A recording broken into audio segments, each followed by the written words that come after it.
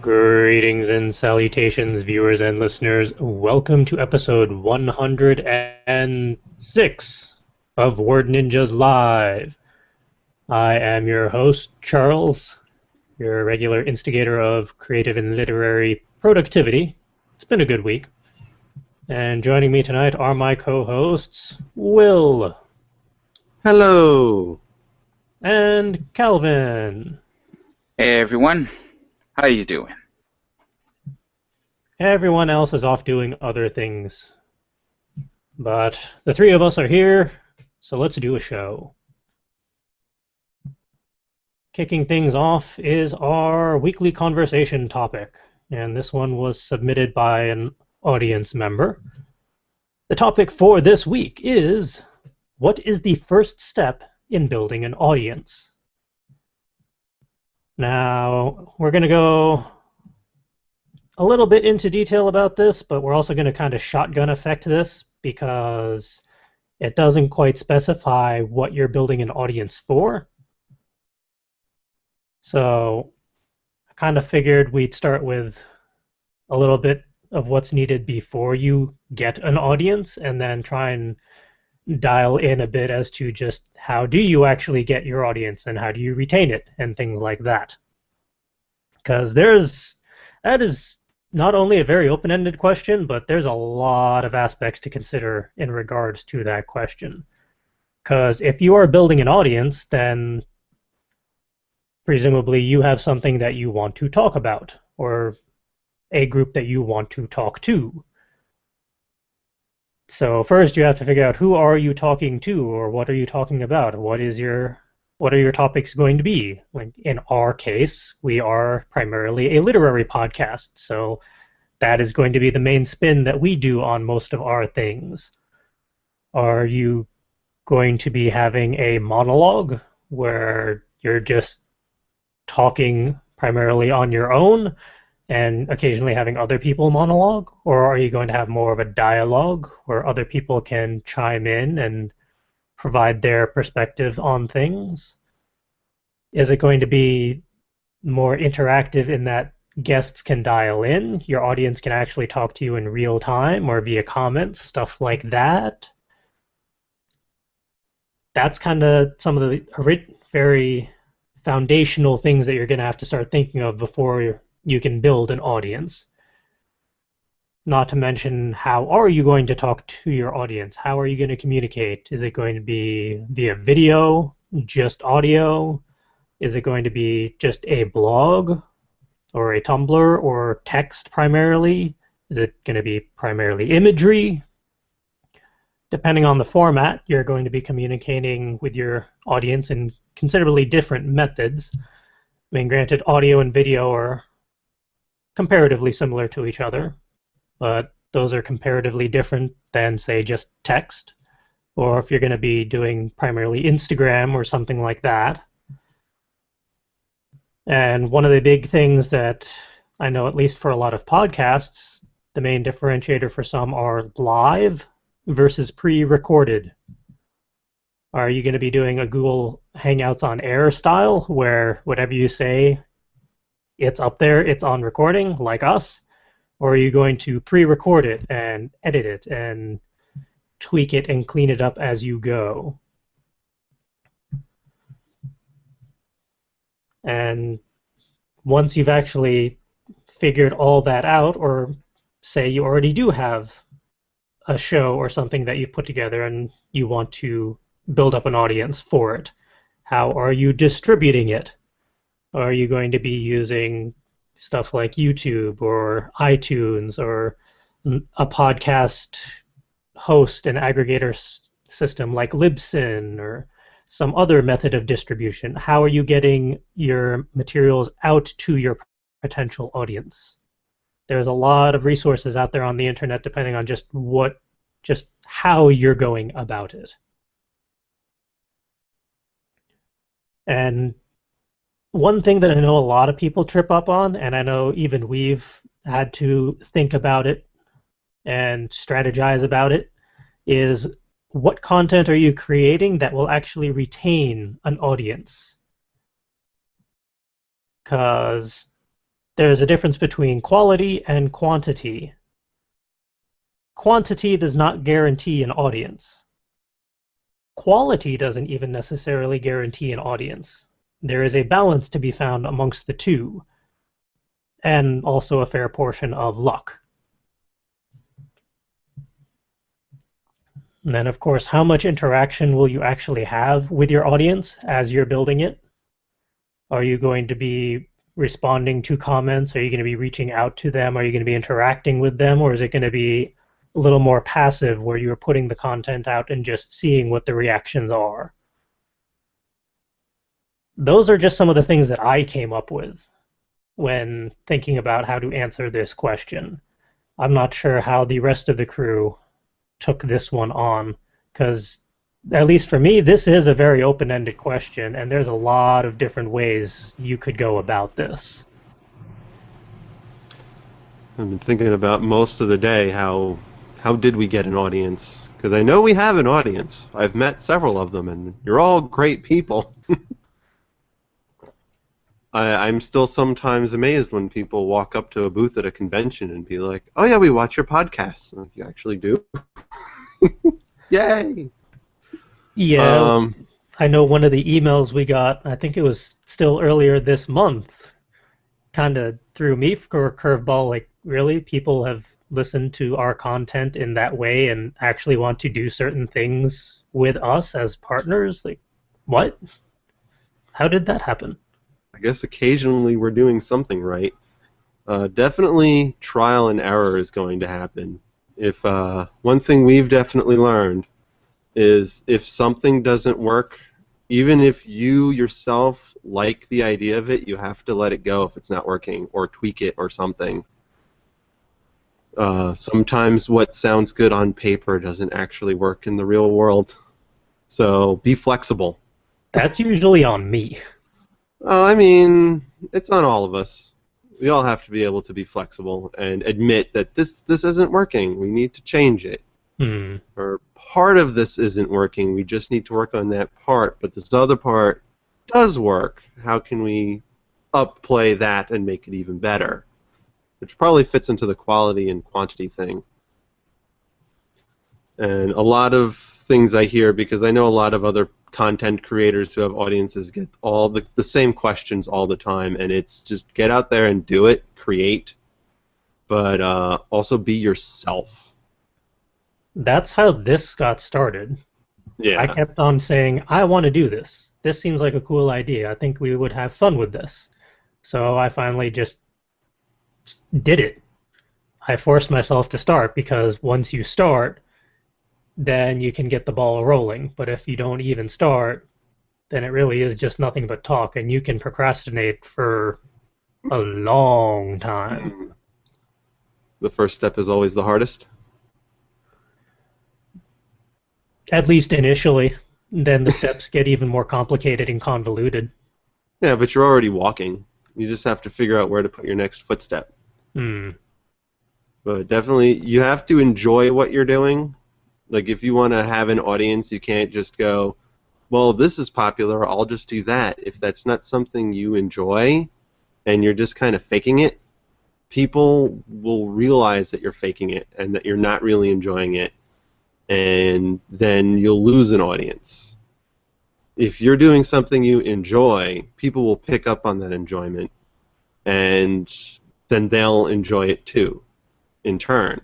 And that should help spread the audience, because if they see, oh, this person was really enjoying this, and that made this a lot of fun, and now I'm going to share it with my friends because I had fun. And then your audience grows.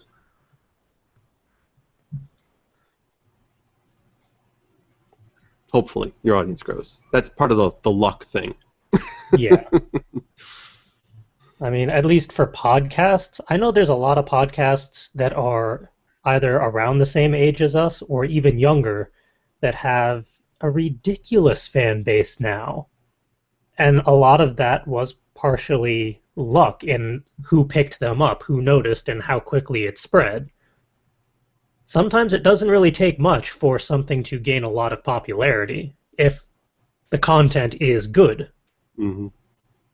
And Welcome to Night Vale comes to mind for me because they're around the same age as us, but they have exploded in popularity because the people they have involved really do care about what they are putting together, and it shows. Do you think marketing has anything to do with that? I'm sorry to cut you off there. Oh yeah, marketing definitely plays a part in that, which is part of the distribution and communications aspect of it all. I know for us, we primarily do Google Hangouts on air for live streaming. We don't do pre-recordings for this. And distribution is primarily through YouTube and then our iTunes feed for the audio version. For marketing, that's mainly just at conventions and on the podcast. We don't really actively market ourselves, which is partially why we are still building an audience. We're working on getting better at using social media to our advantage. Yes. Yeah. That is still a work in progress. Social media is your friend if you can figure out exactly how to use it properly. Right. One nice, SEO, hashtags, and all that good stuff. yeah, we'll figure that out someday. You can't just tweet a link to your podcast and hope for the best. You need the right hashtags in there. Yeah, hashtags are your friend.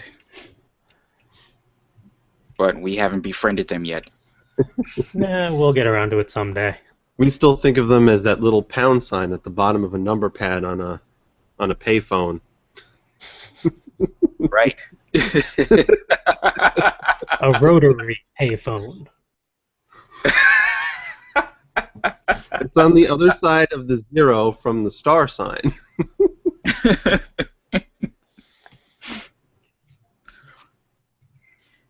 Meanwhile, millennials are like, what?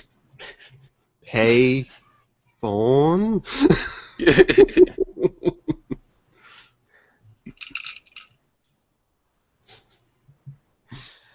One nice advantage that we have nowadays is that marketing is comparatively cost effective, at least for entry level stuff, because you have stuff like social media, which for the most part is free, at least all the main ones.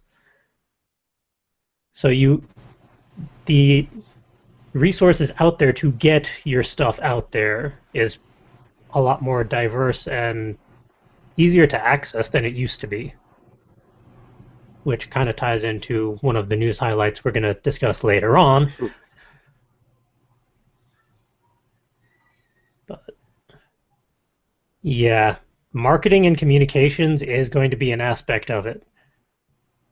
And another aspect that we haven't really covered yet is just how do you get the quality aspect of your communications and content and media and all that.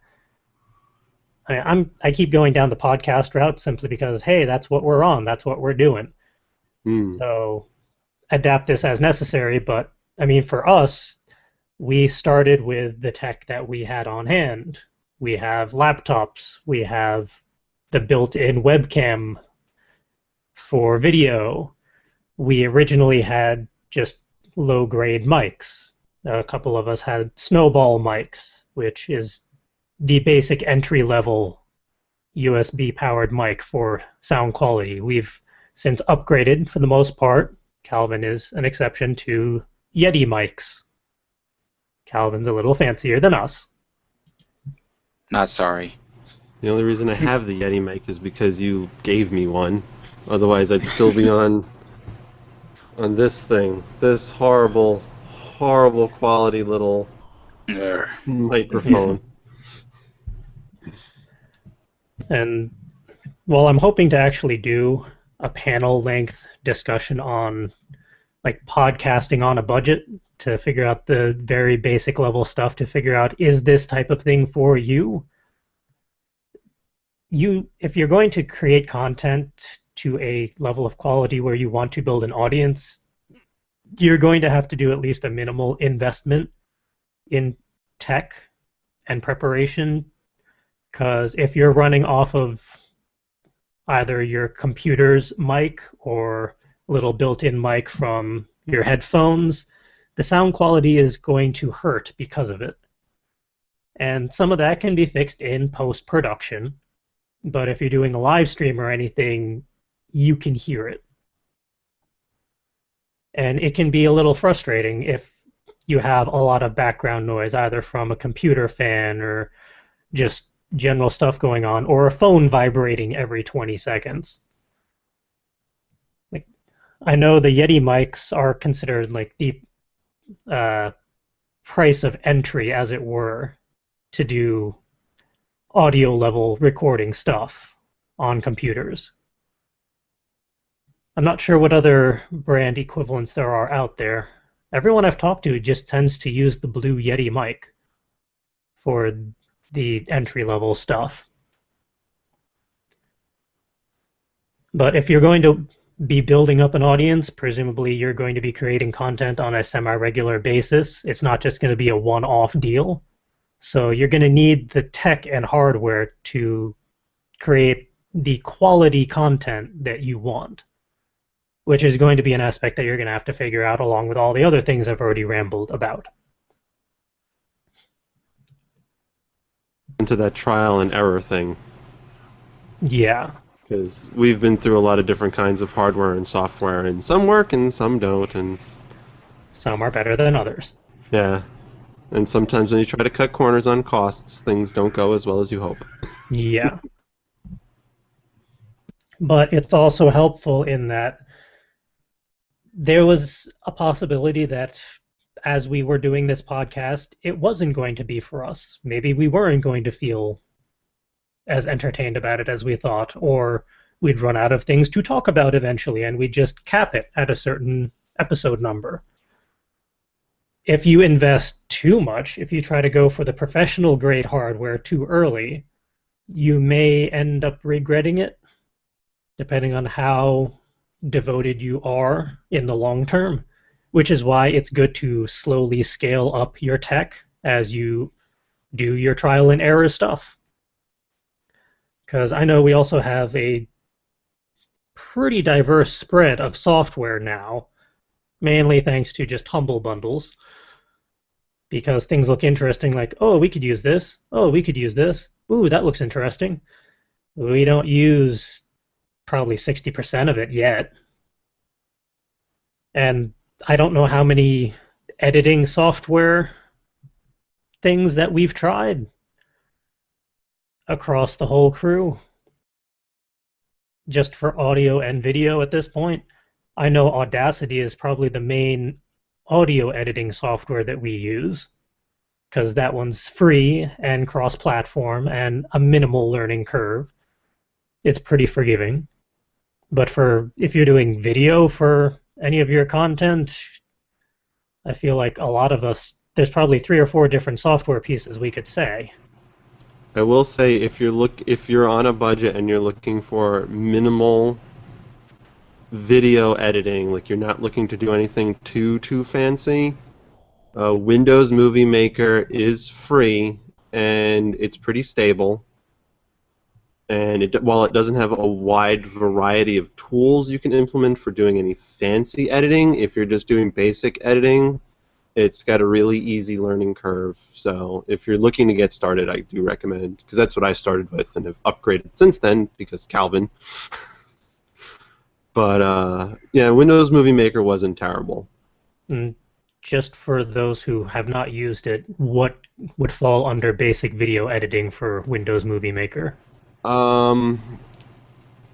If you're just looking to cut stuff out, you can do that there. You can add titles. It has some basic transitions for between scenes, fade through blacks, crossfades, all that kind of fancy stuff, or semi-fancy stuff.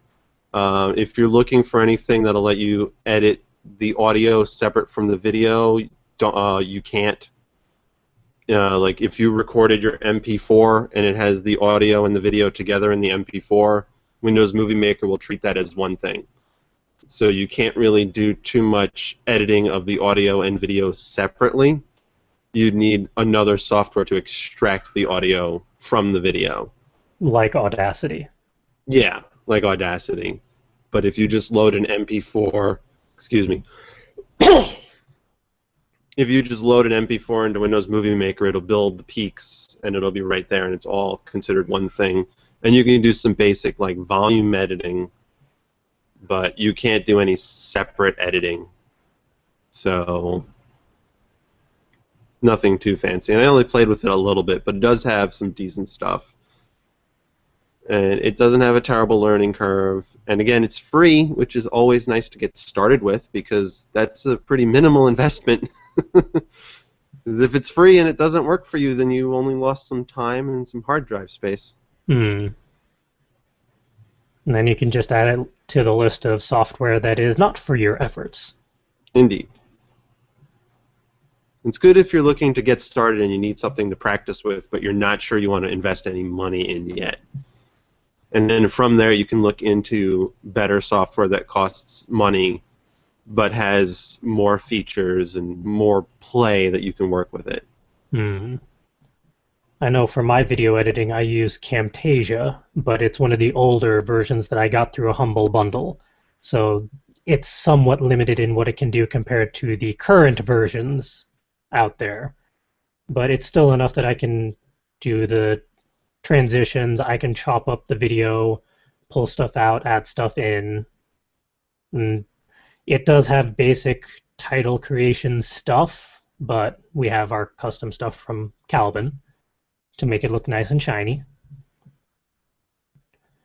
And I know the current version of that is frustratingly priced, and I feel like the Windows version is pretty cost effective. It's, don't quote me on this, but I want to say it's like $50. It might be less. I feel like the Windows version isn't that expensive. The Mac version is twice the price, effectively, if not more. Like, it was to the point where I would not get it as much as I want it. And then I know on the PC, which I haven't used as much as I should, I have Bandicam for recording, but I don't have editing software on there at the moment. I would just port it over into Camtasia from one computer to the other, which is not the best method, but it's cost effective. Just a quick correction. The prices for Camtasia, you had it backwards. The Mac version is the more cost-effective one. It's the PC version that is unusually expensive. Oh, what are the prices? Camtasia for Mac is $100. But you could probably find deals and things like that on like Stack Social or different sites like that. Windows, on the other hand, that one is $300. So 3 times as much just because it's on a different OS. Right. That's just silly. Which is why I have not invested in that for the crew. Nor do I blame you. $300 per license is out of our budget. Mm.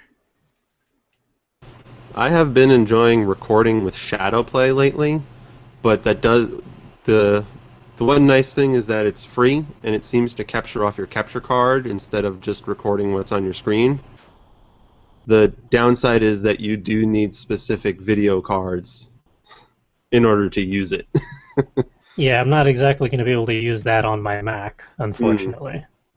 Yeah, you need the higher end NVIDIA brand GeForce graphic cards to use it.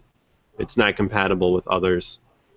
And I think it is still in the beta, so there are still some quirks to it. It hasn't given me the weird issue with the Times signature screwing up lately, knock on wood. There's wood in there somewhere. So I'm hoping they fix that little bug, because that was annoying for editing purposes. And it doesn't do webcam capture. If you're recording, it only uses the webcam if you're streaming to Twitch, which is slightly frustrating. Yeah, That's so those interesting. are other aspects that you have to factor in if you're doing recordings. Depending on the software you're using, just how does it work for what you need it to do.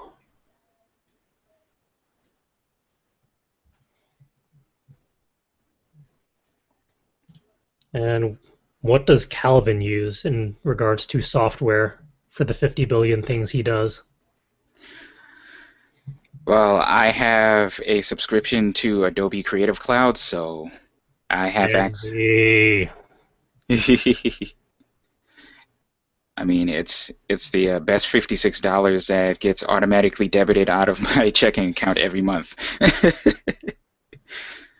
I have access to, good Lord, what do I have access to? I have access to Photoshop, Illustrator, After Effects, Premiere, which is what I use for video editing, Adobe Audition, which is what I use for audio editing, and it's a ridiculous amount of other stuff that comes along with it, just because Adobe. So you do get your money's worth if you're using the software. Boy, do you. But do you ever? Yes, very much so. And I'm one of those people that does 800 things at one time, and so Adobe Creative Cloud was basically built for idiots like me. So, I don't know. let's I'm see. going to hold on to my Adobe CS6 for as long as I can. Hey, do what you can. Hey, CS6 still works very well, so I'm not going to knock it at all. And for those that want just the one-time payment versions of Adobe, you can still get the keys or purchase them online here and there. They can still be found. And I feel like Adobe CS3, well, maybe not 3, but like 4, 5, and 6 are similar enough in a majority of the core offerings that if you are very tight on a budget, you don't have to go for the most recent version. Like if you're unless you need specific pieces that are only in the latest one. They don't really change too much of the basic options. It's more just cleaning up the UI a bit here and there and adding extra features, it seems. As long as you have a very good grasp of like basic Photoshop techniques and things like that, you really don't have to go past honestly, you really don't have to go past CS5 if you don't need to. I mean, all the other fancy bells and whistles are great to have, but not necessary. And probably if you're at a point where you need the fancy bells and whistles, you're at a point where you can afford the fancy bells and whistles in your budget, or at least you can justify them. At least a justification anyway. You can figure out how to budget accordingly, just as long as you know that you're going to make use of everything. Hmm. And that was my whole thing. I only use Illustrator and occasionally dabble in Photoshop because I'm still slowly learning that one. Mm. Yeah, I've But only been using Photoshop to make the thumbnail icons for YouTube. pretty much same here at the moment. I do a lot more in Illustrator than I would in Photoshop. And I poke at InDesign when I need to. I have not touched InDesign. InDesign I learned pretty well when we created the first book because that's what I formatted it in, so I got pretty good at it. But Okay. then a lot of that knowledge faded away afterwards. I didn't really retain it. Oh, But it's a pretty straightforward learning curve if you're already familiar with the basic setup of how Adobe programs work. similar workflow. Excuse me. Similar workflow and configurations and all the like. Yeah. I equate it as I feel like Illustrator is more for the web, whereas InDesign is more for print style stuff. So you could create a lot of the imagery stuff in Illustrator, but if you're doing a book, InDesign might be the better way to go because it has a lot of stuff specifically set for text flow and formatting and all that. Yeah, InDesign is definitely tailored for publications, books, magazines, even brochures and things like that. Illustrator is more suited for print in terms of flyers, banners, like like very high resolution graphics. Stuff that needs to be scalable. Yes. And Photoshop is suited for pretty much everything else.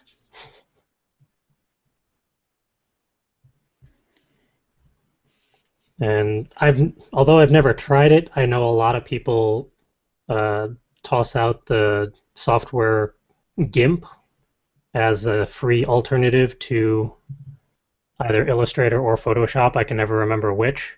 Photoshop. Yeah. Ugh. GIMP's learning curve is awful. A lot of Oh people god. swear by it. I don't know how. I've tried to use GIMP for years and years and years, but I don't get it. I just don't. Maybe you've become I, hardwired to the Adobe style. maybe, but one free contender that I've come across, and this one's like a hell of a contender, is called Pixlr from Autodesk, the company that makes 3D Studio. Yeah, I've seen that one mentioned here and there. Pixlr is fantastic. I point a lot of coworkers to Pixlr when they want to learn kind of like the basics of how Photoshop works. Pixlr is very much similar in style and configuration to Photoshop, with the added advantage of being free and Is it? also being a web application on top of that. I So you was don't. going to ask, is it cross-platform? Yes, it is web. It's a web application, so as long as you have internet and a browser that's not Internet Explorer, you can use Pixlr. So that means it would work in Netscape Navigator?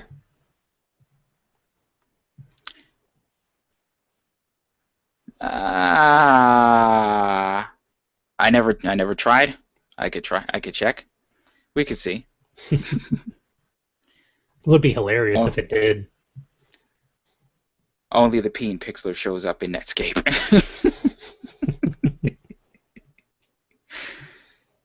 Just like, I tried.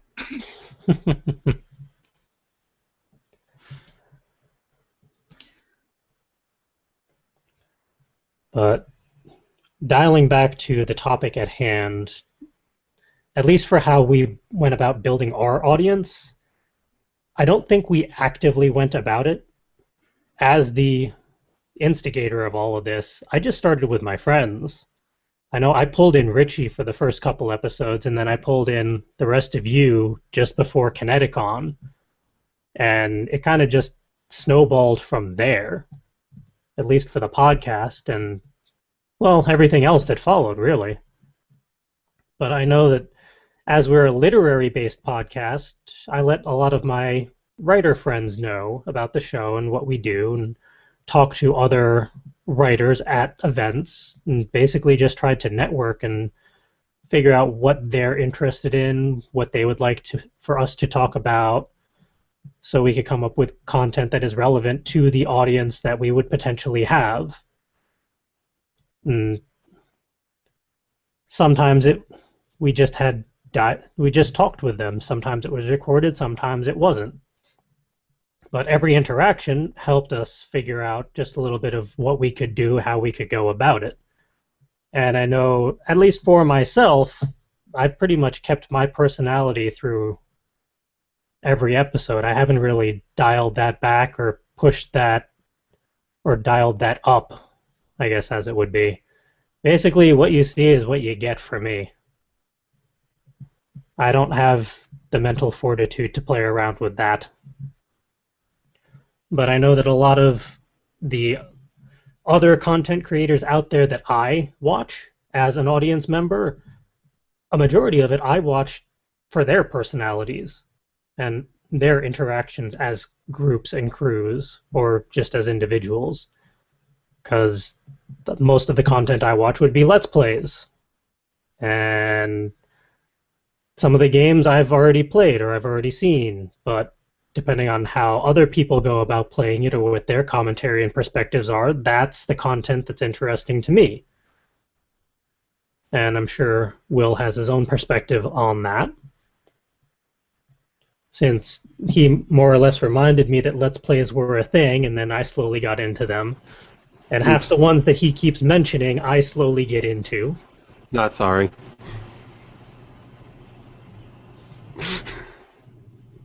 Some of them I tried to hold out, but then I didn't. Not sorry. If I see something that I think others might enjoy, I share it, which is, incidentally, how audiences grow. It's a lot of time it's through word of mouth. Because I've been thinking about it, and because a lot of like Let's Players on YouTube who have lots and lots of subscribers will get asked, "How do I get started?" And they'll say, "You're going to start small, and it's going to take a long time before you see big numbers." Growth is kind of exponential in an audience. Like us, you start out small, you tell your friends and your family, and they get into it. And if you tag things right, random people will find you because they just have the same interest as you, and they see you talking about stuff that interests them, so they'll check it out. And if they like what you're doing, they'll tell a friend. And if that friend likes it, they might tell a friend.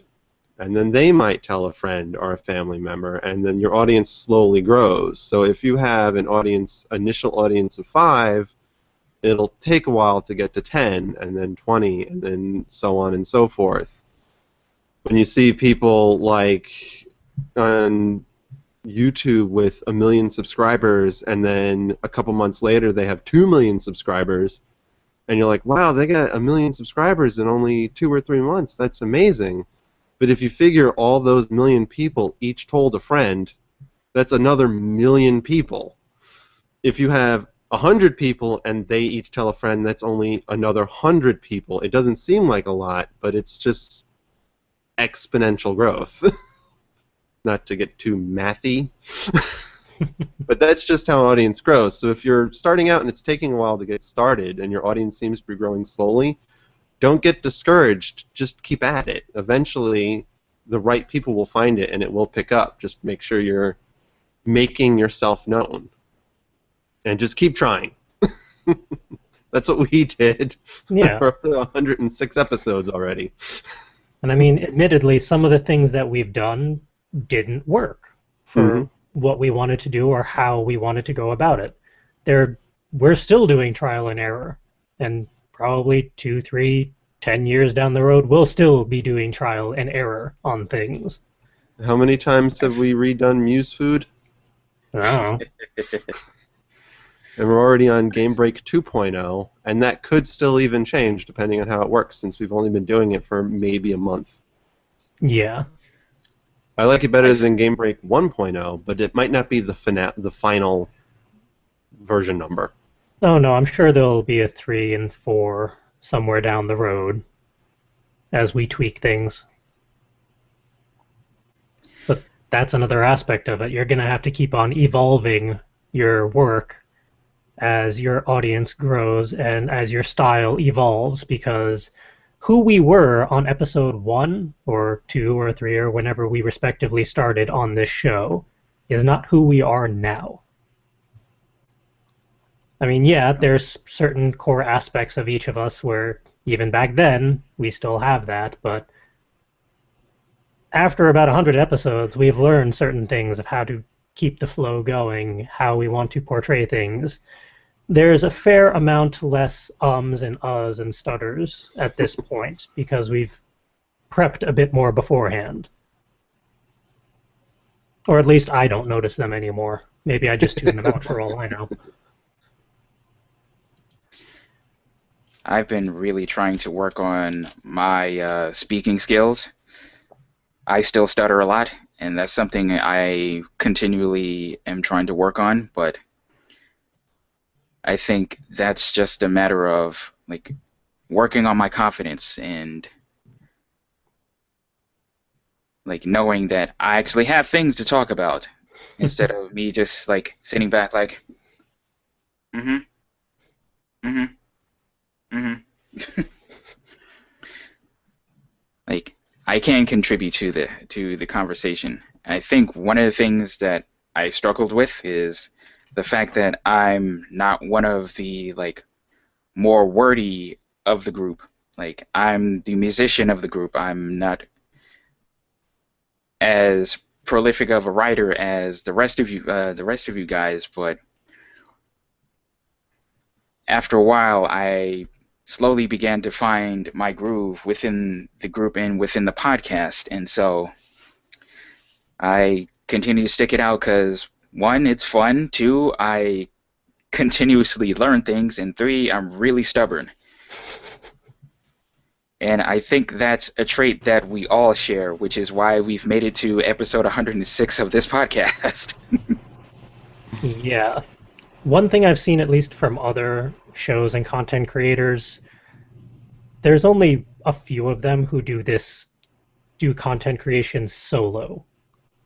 And if the ones that do, they have a very strong personality that makes them very unique, which allows them pretty much to pull that off. A majority of them, they have their own crews, their own groups, their own people that they rotate with on content generation. I mean, for podcasts, for me, it would be the Frog Pants Network, which has like 50 different podcasts, and none of them are really solo. There's always 2 or 3 hosts, and they bring guests on, and there's always a rotating cast. Let's Plays, most of them are from Will, but like Rooster Teeth, the Game Grumps, finally, I succumbed. Markiplier is half solo, and then half the time he brings friends on. It's easier for him now that he actually records in the Grump studio. Yeah. And then there's ones like Jesse Cox, although he tends to partner up with Total Biscuit from time to time. And for other content styles, I'm kind of drawing a blank at the moment, because I don't really play with the musical genre as much or the artistic genre as much. Those are mostly just at conventions, which is a different aspect of audience generation altogether. The only I have been picking up some musicians from YouTube, and this may also be getting into one of our news articles coming up. But I don't know. I mean, most of the musicians that I found on like YouTube who are on YouTube are groups. They're not solo artists, but I know there are solo artists. There must be. Well, they've all migrated from MySpace at this point.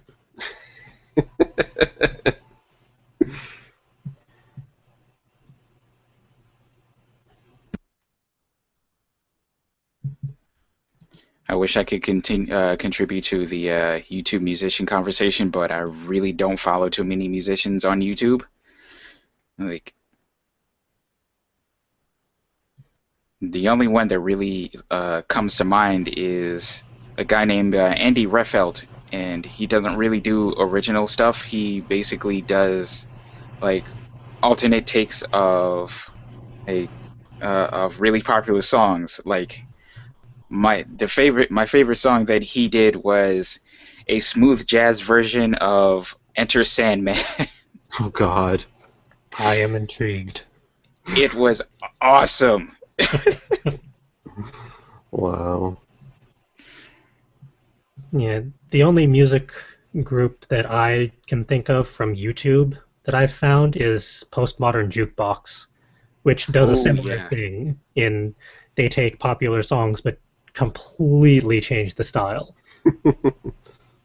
But that I only learned from the Morning Stream podcast, since they do musical covers during their interludes, and they kept posting some of those. Like, I should look this up because these are fun. I've gotten hardcore into Ninja Sex Party and Star Bomb. That Both of one's those. entirely your fault. But I Those are also, earworms. yeah, those come with explicit content warnings, everyone. Oh, So, yes. yeah. Both of them come with explicit content warnings, which shouldn't be surprising since Star Bomb is made up of Ninja Sex Party and Ego Raptor.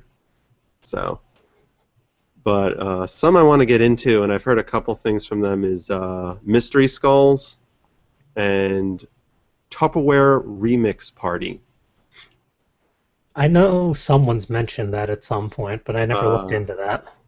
I know Danny Avidan from Ninja Sex Party has done some stuff with Tupperware Remix Party. Oh, dear. He's talked about them a few times before, and I've only heard one of their songs because Ninja Sex Party kind of guests performed with them for it, and it was amazing. But I have to find time to check out more of their stuff. Which just kind of goes to show how the whole audience generation thing happens. We hear about things that sound interesting to us, and then we eventually check them out. Or we talk about them on podcasts so other people can check them out. If you do something that interests you, there's a good chance it interests other people too. And eventually they'll find you. I had an argument about that, or discussion really, I think last week. In Tumblr is weird in that there is a fandom for everything. Not just content and media, but there are things like sync fandoms. I was gonna mention that one. Like I will always love sync fandom. Sync fandom was my first Tumblr fandom. That was a good fandom.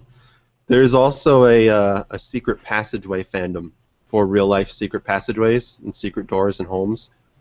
That one I wish I could be a part of.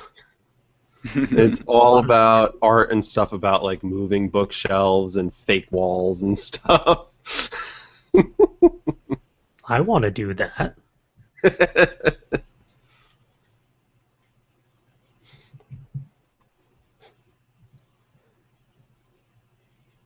All right. We've been at this for a good 50 minutes now. I feel like we've covered the basics and kind of our perspective on this. Do we have any closing comments in regards to how to build an audience? Don't get discouraged. Be stubborn. Very stubborn. Keep at it, but be willing to listen to your audience as it grows so that you can retain them and grow more. Don't be too stubborn. Don't be afraid to engage your audience. And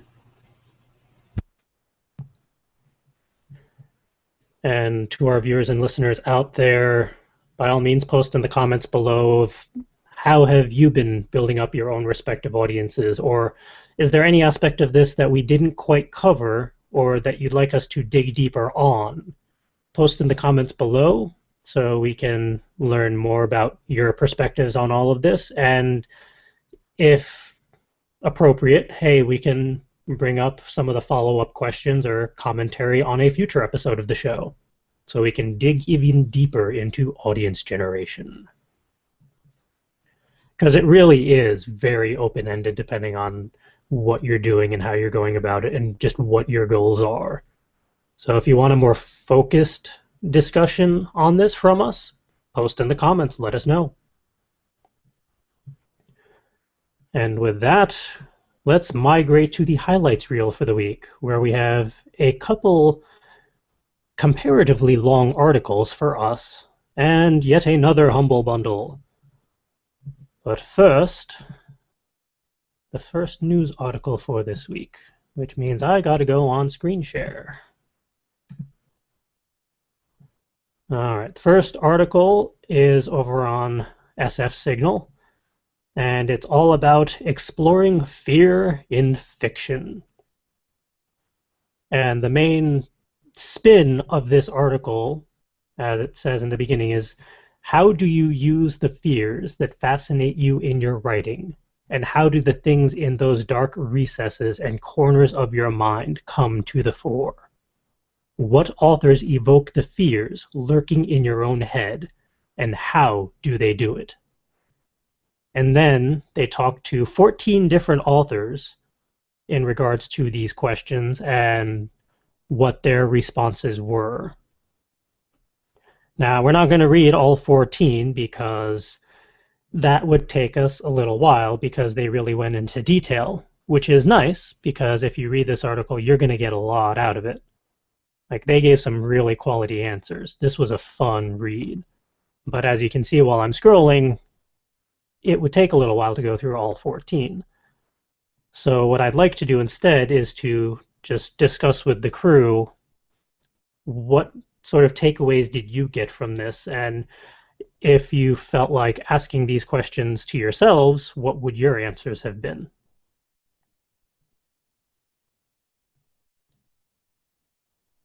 I had a lot of fun reading this article, I will admit. Uh, well, it was something I had never thought of before. I don't read a lot of horror, so Yeah, unfortunately, this one would be right up Justin's alley, but he was unable to join us tonight due to travel logistics. hmm. But I have seen a decent amount of horror, and I'm familiar with several bits of horror, and I know what scares me, and I wouldn't want to write it. uh, Actually, yeah, here it was the section by Robert Jackson Bennett, which I think really got me, and I had to agree with what he said was scary, fearing inducing, was the idea that you have this perfect little life with your little home and your little family, and you're safe in your little home and your little family. But while you think you're safe in your own little spot, there are people that can enter your spot without your permission sometimes, and there's nothing you can do about it. And he referenced things like utility people coming to check lines and whatnot, gas cable lines and all that. They have the right to just come on your property. And he expanded that fear to the idea of, you know, you live in your happy little world because they want you to think you're safe in your happy little world. I was like, that's actually a really creepy thought. That your little life it's not yours, you just think it's yours. It actually reminded me a little bit of BioShock with Andrew Ryan and his whole parasite thing. That this would have been right up his alley. He would have been nodding his head like, yep, that's what it's like to live on the surface. Come to Rapture, it's not like that down here. No, of course not. If it was enough of a fear for this author to write a novel, apparently called American Elsewhere, then I had to agree with it. And also the fear of the unknown. I don't remember if it was quoted anywhere in this article, but one of my favorite quotes is actually an Alfred Hitchcock quote, which goes something along the lines of, there's nothing more scary than an unopened door.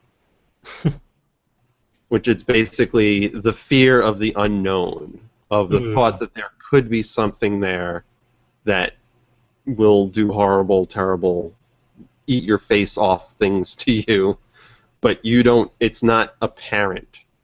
I think that's scarier than like the monsters that are just there and hideous looking, but you know that they're there.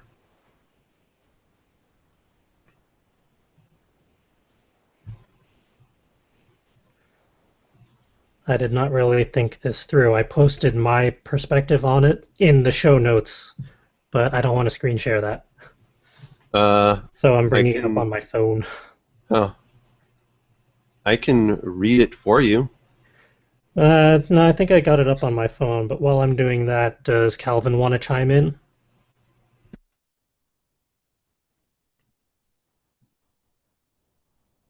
Maybe, possibly. Oops, I was talking to myself. Sorry.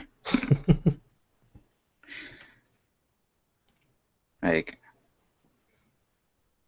this was pretty interesting for me, 'cause as somebody who is like far removed from the horror genre. So it was kind of interesting looking through the different like fears and loves of fears of all these different writers and how they interpret fear. Who was it? Shoot, I just had. Where did he go? There was one author that talked about using fear as a bonding experience in his life, and I found that kind of very intriguing and slightly creepy. But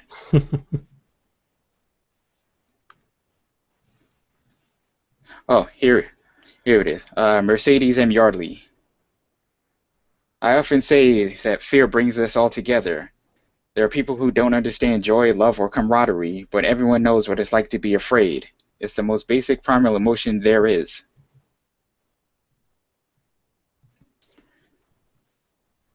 And like really thinking, like reading through her portion of the article and just really thinking about it, there there is a strange truth to it. Hmm. Like especially her talking about people going in groups to go see a scary movie. Like that's a weird love of fear that I never really thought about. Like just something within us that enjoys various aspects of fear. I don't know, maybe it's just me. I find that intriguing. Something maybe to think more in depth on at some point. Yeah, for horror movies, I have no problem going to see those. I used to see those with my friend Laura pretty regularly, Hmm. but I know there's also a fair amount of people who would go on roller coasters and stuff like that because it's scary or exhilarating. Those people fascinate me, but I don't want to do that. I'll pass on that part. But roller coasters are fun. You're on your own with that one. But they're more fun with other people. We'll go on a roller coaster together, Will. There's actually one. There was actually one time thinking of that. One of the most fun I had on a roller coaster. I went with my cousin, and it got really fun when we were just about to get on, and she grabbed my arm and went, "I don't think I can do this." And I went, "Oh no, you're here now. We're doing it." And then afterwards, she was ecstatic because she was like, "I'm glad I did that." I'll hold the bags and just stand at the exit. Thinking about it in terms of roller coasters, like that's an experience that's even more fun when shared with other people. Like I think about this one time, um, my brother, myself, my brother, and a friend of mine from high school went to Six Flags Great Adventure, and we got on Nitro. Wait, wasn't it? Yeah, Nitro. This like ungodly tall roller coaster that is so tall you can see Manhattan from Jackson, New Jersey, which is like 100 miles away. Nope. All of the nope. Been there, done that.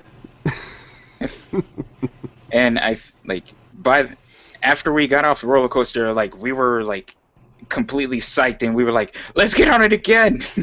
But after, after we like hit the peak and saw this sign that said X amount of feet, the height of the top of the Eiffel Tower, I was like, "Oh, All of the nope. And then the kicker was us getting off the roller coaster and looking at the looking at the screens with all the pictures that they take of people as you're about to dip down. Like the I really wish I had shelled out for that picture because it had like one of the most beautiful fear faces that I'd ever seen from all three of us. And I had never seen my friend scared ever. He was frightened out of his skull. So going back to what Mercedes Jarley said, thinking about it from that aspect, yes, that makes a lot of sense.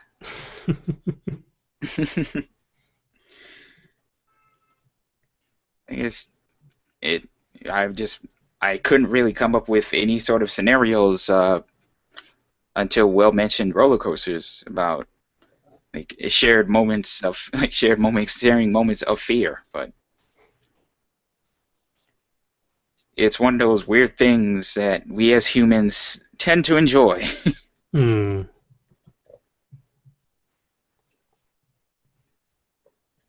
I know some of the quotes that stuck out for me was the first one was from Stina like horror isn't about gore and torture.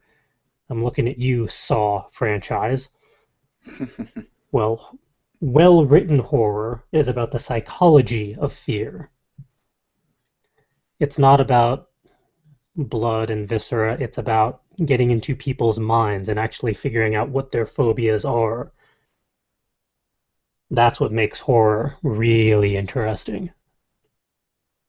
And I know for the stuff that I read, if you're messing with people's minds or their perceptions of reality, that can get scary pretty fast, at least to me. And I think David Annandale really summed it up. Like, he boiled it down to the most basic concept. Paraphrasing, I see all horror fiction as depicting the conflict between a form of order and a form of chaos.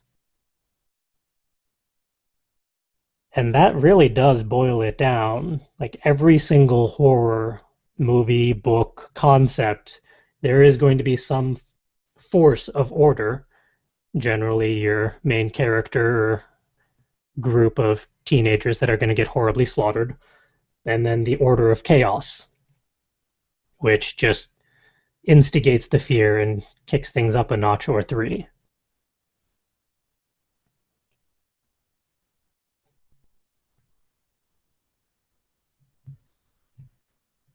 Really is a fun article because you get 14 different perspectives. I admit, reading it made me realize I once wrote fear unintentionally, partially intentionally, more subconsciously than I meant to. And it was in Roommate.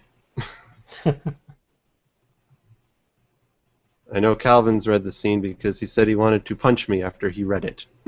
Oh, Ah, that scene. Yes, Hmm. the scene where Maxie gets attacked by Walter Schleck. And the Hmm. fear, like, obviously I needed her to be afraid, but the real fear was that she had no control over the situation. And that would terrify me. Any situation where I have no control over anything would terrify me. And in that scene, she had no control. Even when she tried to regain control, it just didn't work.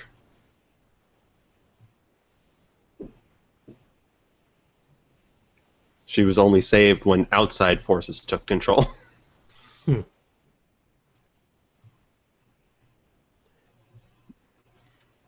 I don't think I've written much fear into my stories, but I know my zombie apocalypse verse does have a fair amount of horror in it, just because there is a lot of chaos going on in that universe. And the forces of order are not necessarily that orderly.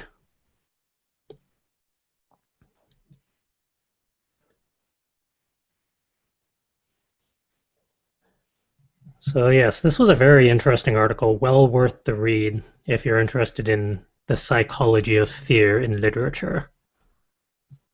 The next up is The Creative Apocalypse That Wasn't, which is another comparatively long article over on New York Times, but again, it is well worth the read. This was a fascinating article to read, which it basically boils down both sides of the conversation that's out there in regards to, is there a creative apocalypse because of the current technology and resources out there, or are creative people out there actually not that badly off?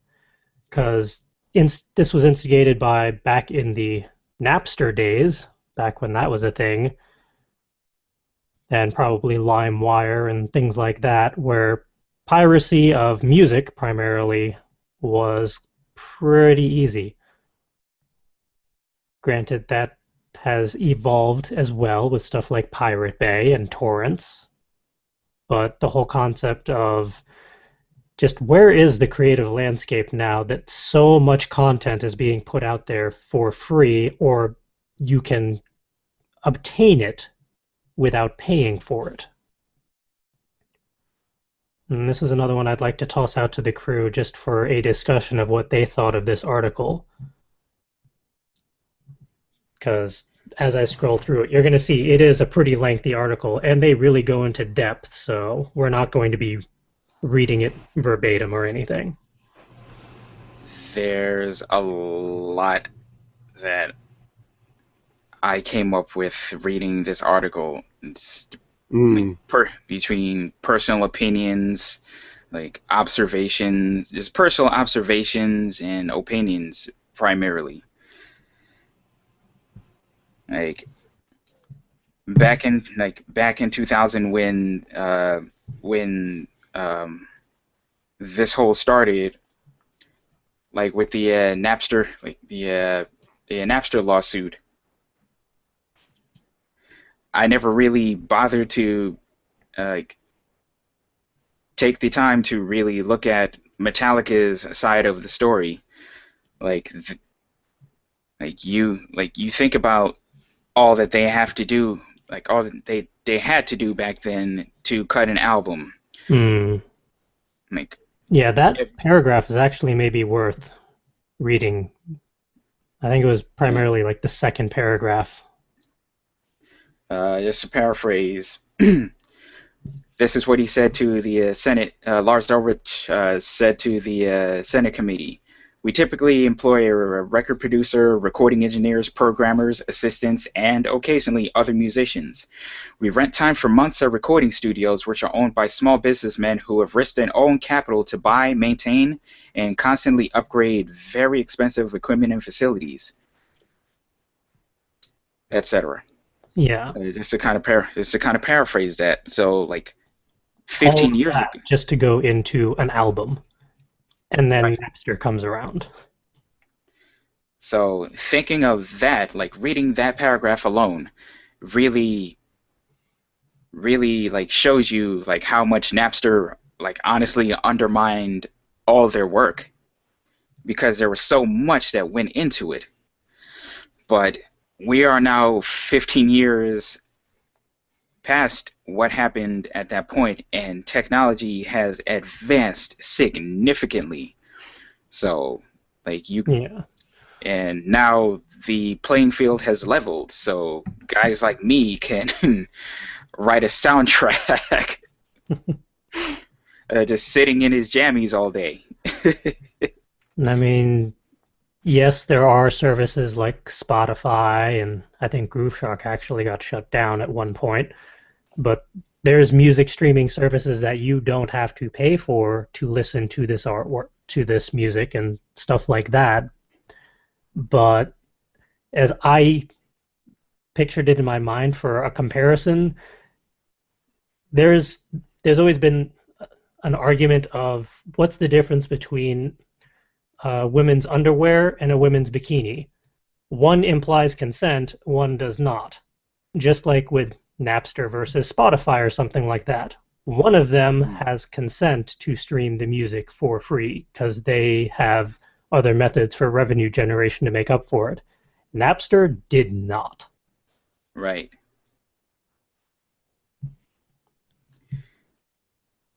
Like I have an interesting comparison, like going later into the article about like how excuse me, how technology has evolved and the fact that record companies have collapsed because they were so slow to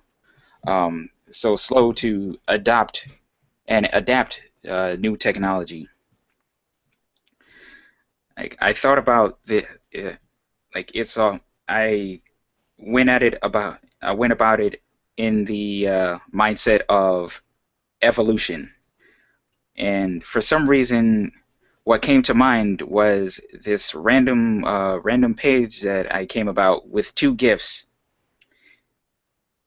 It was it was about what it took to win an Olympic gold medal at in the vault in the gymnastics vault. Like there was one gif on one side with a young woman who basically did a cartwheel over the vault horse, and landed the jump and won a gold medal. This was back in like the 40s and 50s. And cut to like some 60 odd years later, you have a young woman running full speed, hitting the jump, doing like a freaking 2160 double front flip over the vault horse and sticking the landing and winning a gold medal that way. And just to add on to that, how much preparation before that took place with extra technology and research and strategy that I'm sure they did with computer modeling to figure out the best method for pulling that off. And I'm sure they did multiple examples of, well, at this point, you put a little too much weight on that foot at that time, so you should keep that in mind and try and correct for that. Because I know they would do that a lot for like the javelin throws and the discus. Hmm. Presumably they would do the same for the other sports. Yeah. So like, as time goes by, things that work, excuse me, things that worked back then don't necessarily work now, you know, Or at least not in the same way. or not, or not in the same way. Like the fundamentals are there, but things have evolved to a point where a change is necessary, or else you will falter, which is what a lot of these record companies are seeing right now.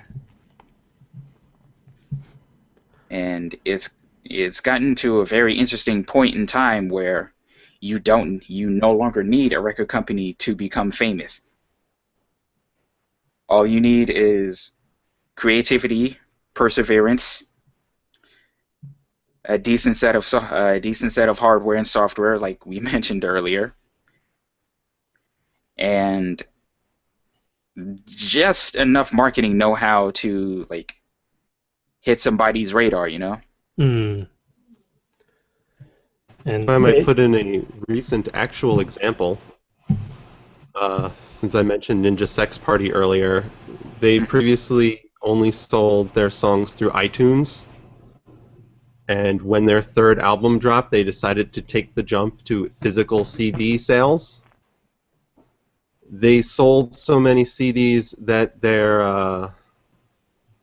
I don't know what the profession would be, because there's only two of them. Danny sings and Brian writes the melodies. He writes the songs. Well, they write the songs together, but he writes the melodies for him. They made enough profit just from the CD sales that Brian Wecht took the jump to quit his day job so he could do the band full time. that's really cool. And apparently they both nearly broke their hands signing CDs. They had thousands they had to sign. Thousands of CDs they had to sign, because their thing was you can pre-order all three in a bundle, and if you pre-order all three, you get the new one signed by both of us. Yeah, that was tempting when Ooh. they were doing that. So I believe they had to take multiple trips to the place where the CDs were being stored to sign them all, too. They couldn't even do it in one day. So that says something about how successful you can be when you're just two guys. Well, I shouldn't say two because they do have a producer. Hmm. But it's just a couple guys mostly working out of small studios and mostly are known through YouTube and iTunes.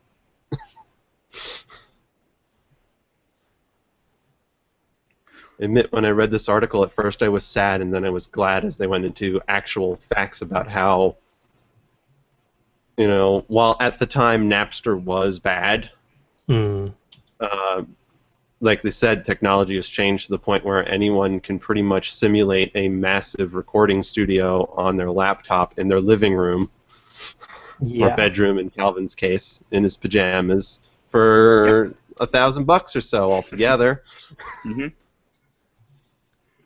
And they also go into detail about the movie industry as well as books and television, and like how Hollywood has apparently, I think the statistics were Hollywood has actually cut back on the amount of movies it releases, but that's not as much of a problem as one would think because of how many smaller groups out there and how many indie groups there are out there releasing pretty decent content because the technology is a lot more cost effective now. The price barrier has lowered considerably for all of these industries. One of the quotes somewhere in here was like, you can do a cinematic level recording of like the savannah or a landscape somewhere just with a decent level GoPro and I'm blanking on the word now. The drone. Just attach the GoPro to the drone, do an HD recording, and that's all it takes to get the same level quality recordings of what you might have been able to get several decades ago.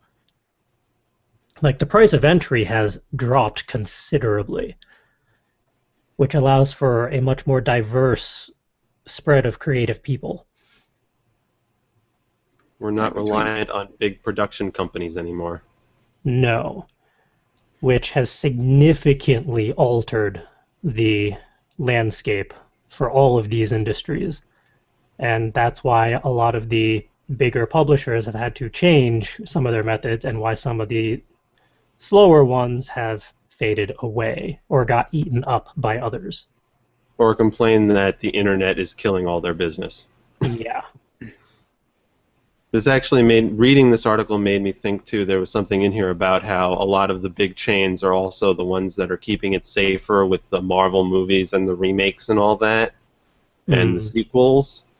And I was wondering, because we've, on this podcast, complained about all the remakes and sequels and the lack of imagination in the movie industry, and this made me think maybe there isn't a lack of imagination in the movie industry, but it's just that the production companies that can afford millions of dollars to throw advertisements in your face 24/7 are the ones that are doing the remakes and the sequels.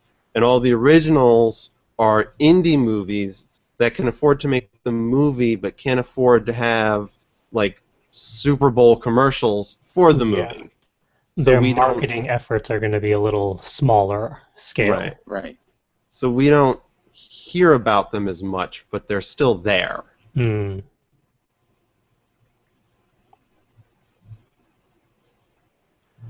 I know for the book aspect of this, they went into detail about the rise of digital books and how a lot of people say print is dead, print is dying, no one will buy books anymore. Wah.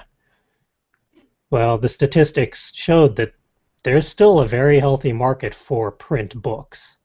There's plenty of us out there who still appreciate the physical copies.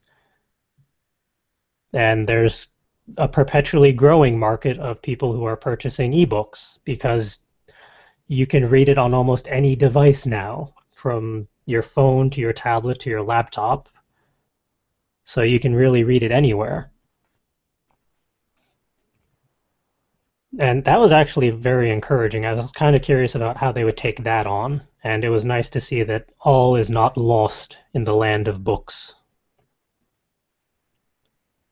I forget offhand what commentary they had in regards to television. That one I kind of tuned out on because I can't even remember the last time I turned on my TV, to be fair. If I remember right, it mostly said that it's actually getting easier because easier for a long-term serialization and easier for actors to get a longer-term contract because it used to be that only a few networks actually had long. Oh, and there goes my phone. It's my phone this time. Come on, let me hang. It's being slow. It used to be there were only a couple networks out there that had long-going series that you could be a part of, but now a lot of them do. HBO was on there, Sci-Fi Channel was on there. I don't Yeah. remember them all, but a lot of networks have long-going series that are really successful and really well done. And even Netflix and Yahoo and Hulu are starting their own series as Yeah. well. And I like the quote that they had in regards to some of the older long movies or trilogies and how they might be taken now. Like if Francis Ford Coppola were making his Godfather trilogy today, he might well end up at HBO or AMC with 100 hours of narrative at his disposal instead of just 10. Which, if that was how the Godfather series would have gone, I might actually watch that. That would be interesting. Mm. But that's also a sign of how some things have evolved from movies to television. There's plenty of long stories out there that used to be you could only do it as movies, so you would have to cut it down and cram it in. Now you do have a lot more freedom on television to do long series. I mean, who would have thought that we would have had series for superheroes from Smallville to Arrow to Gotham to The Flash? Mm. I still need to watch a lot of those. I'm getting behind.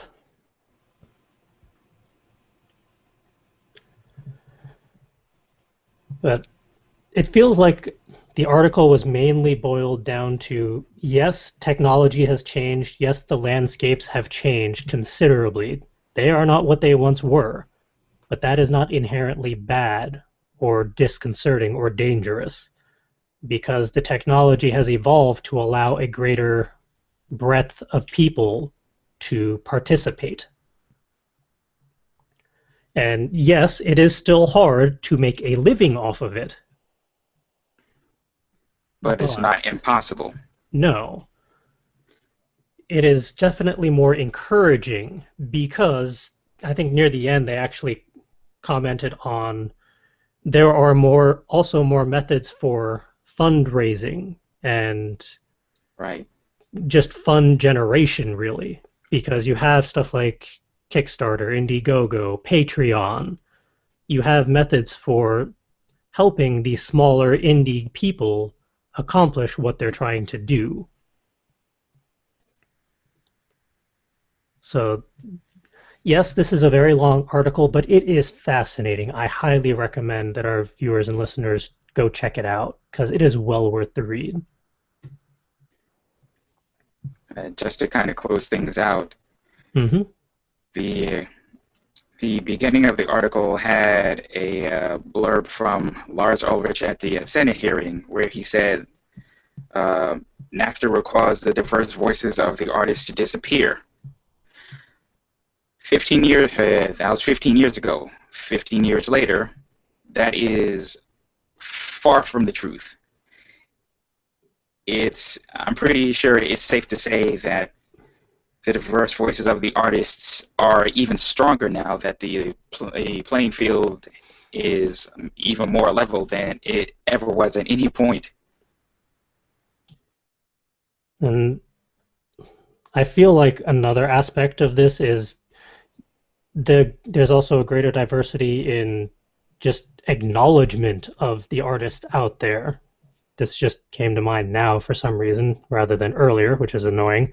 But I mean, 15, 20 years ago, how many people were familiar with voice actors? People that you wouldn't necessarily see on screen.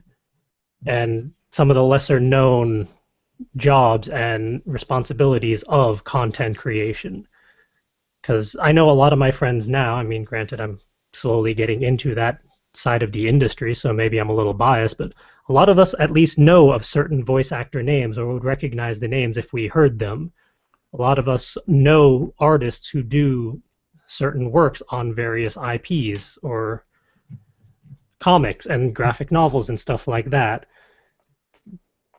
Not only is there a greater diversity of voices, but there's a greater acknowledgement of the voices that are out there.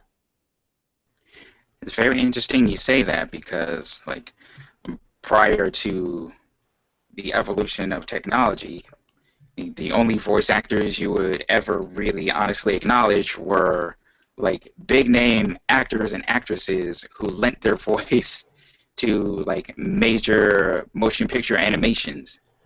Yeah, I feel like some of the Looney Tunes voices would probably be known at the time.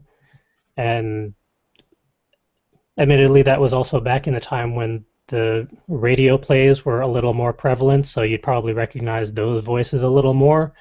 I don't know how those have evolved offhand, but yeah.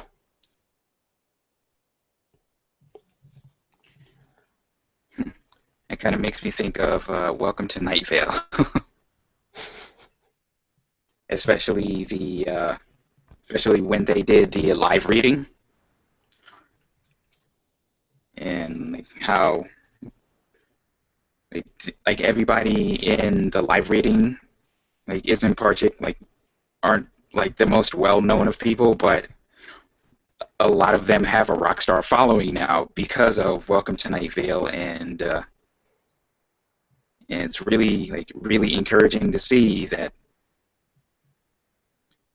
that section of the acting world can have such a great following, and like voice actors can be rock stars now, as you can like obviously tell from all these monolithic ass conventions that are popping up now.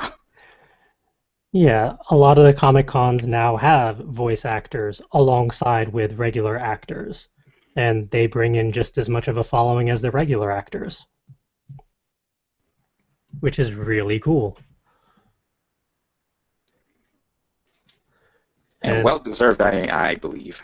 yes, and I'm gonna push us forward because we are running a bit long now.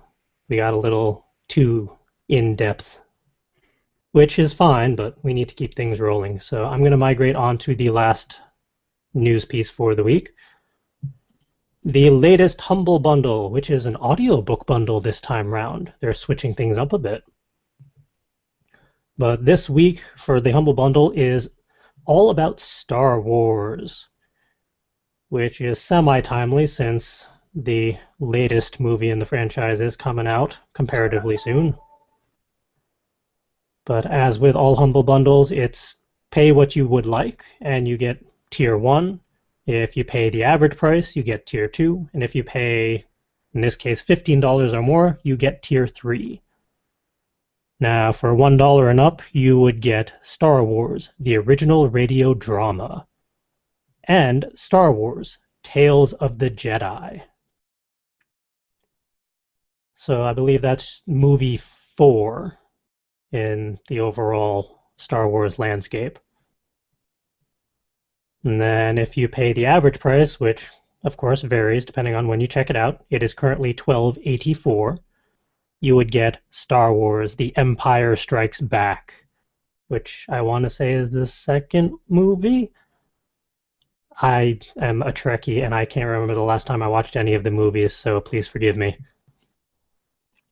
But logically, that would be the second movie in regards to how they would organize this, I would hope. You would also... The second in the original trilogy. Yeah, which technically is movies 4, 5, and 6, which is weird. still. But yeah, you would get the second movie, you would get Star Wars Tales of the Jedi, Dark Lords of the Sith, along with Star Wars Dark Empire, and whatever else they toss in within the next 2 weeks before this one runs out. And of course, if you purchase it now and they add more later within the next 2 weeks, you would still get the new ones afterwards. So you don't have to wait till the bitter end to hold out or anything. Now, if you went all out and paid $15 or more, you would also get Return of the Jedi, which is the third movie, or number 6 in the overall nontology. I forget what the phrase would be for 9 movies, but whatever that is, it's number 6 out of 9. And rounding it out is Star Wars Dark Forces Collector's Trilogy. And you get, as of this recording, a little over 13 days to check it out. So basically 2 weeks, since this one just came out. And as always, the links to everything that we talk about in the highlights reel is in the show notes for episode 106 of Word Ninjas Live over on fcwriters.com under the podcasts section. So if you're listening to this in the future and you want to check out those articles or anything, you can find all the links there. Next up is our productivity and inspiration station, where we get to talk about personal highlights since last week. Now, as for myself, I have finished marking up the Legend of Valor draft from Will, and I'm really intrigued as to how we're going to bring this to life, because that was a fun read. I enjoyed that, and I fell for the surprise at the last chapter as in regards to one of the characters, which I had ideas about but didn't quite see how that was going to go sideways. And I've also gotten a blog post approved at work, which is always nice and appreciated, but that's not going to go up until next week. But yay for getting to actually write a bit. Awesome. And I've also been poking a bit at more character details for Ashen Sky and skimming through D&D manuals, because those are giving me certain ideas for just how some of that might work in regards to abilities and personalities, which is fun. So little bits here and there, but I've been trying to keep busy. And Will had to step away. So what has Calvin been up to since last week? I have honestly been laying low because my body has requested more sleep, so I've been like cutting out early. So, but that has not stopped me from mapping out some song ideas for Infinity's Light. Hopefully I can flesh them out enough so that I can actually get them to make sense and record them, get around to recording them. Because these are going to involve guitar. Ooh, fun. So I'm excited about that. I got some more website work from one of my clients, so it means I'm going to get some extra income coming in. So, Yay! So it's always something to be happy about.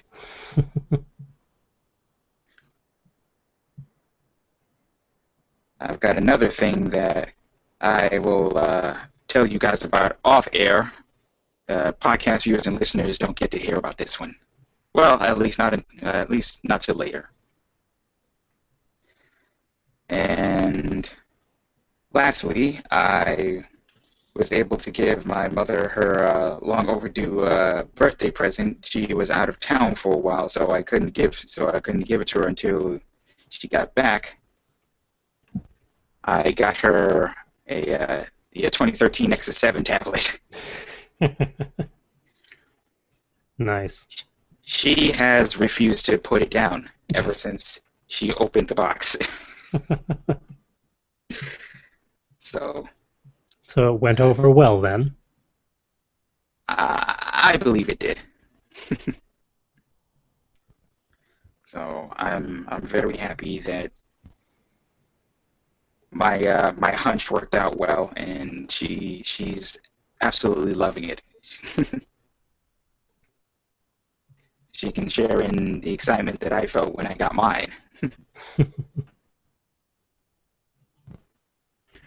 Well, that's what's been going on this week for me. I'm hoping next week will be a bit more productive, and I can get up with people and work on some more things that I've been laying low on for a while, just out of like physical necessity. Yeah, there's a few things that I've been wanting to play with, but finding the energy and other resources required to pull it off has been tricky.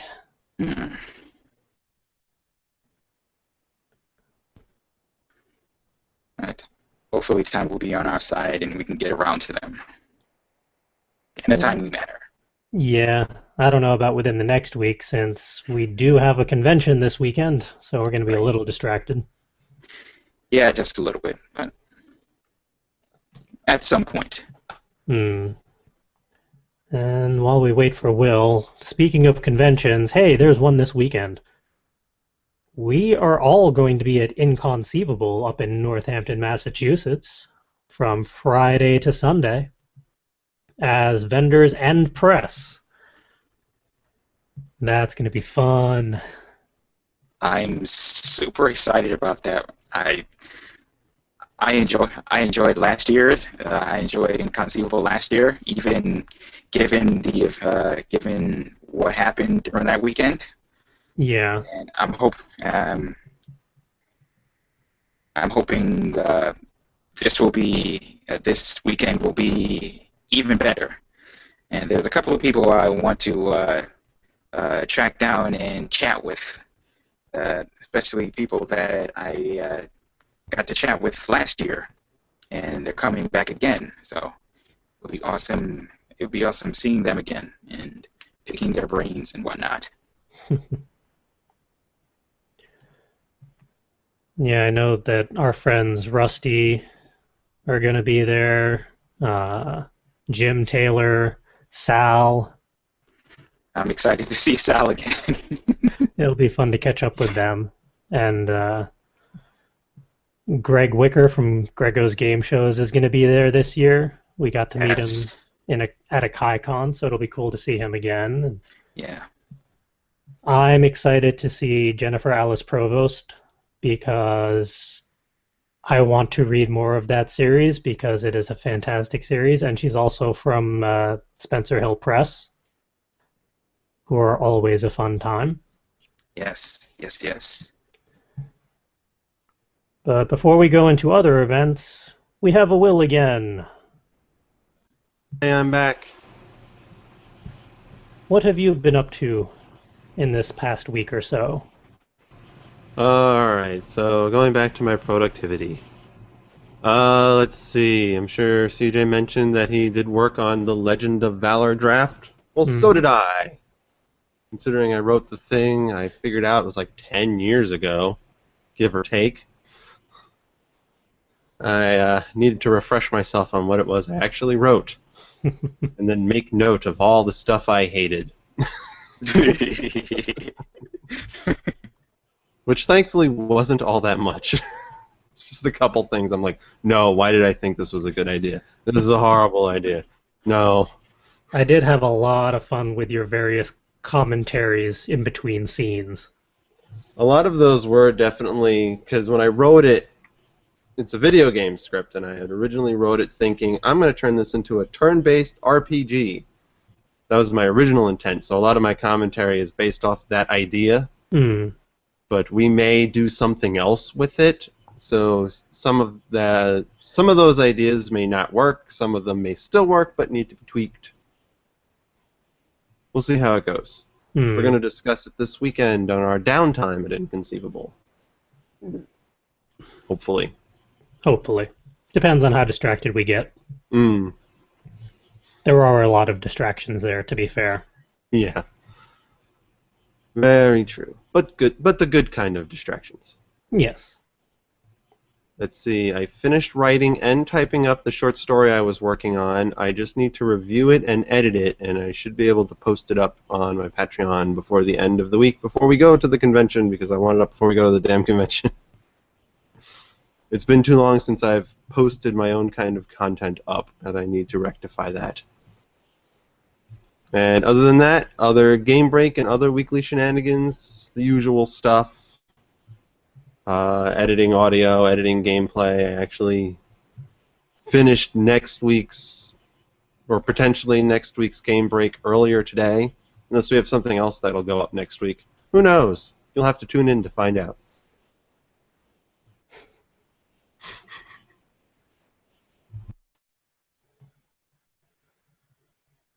So yeah, it's been a busy week overall.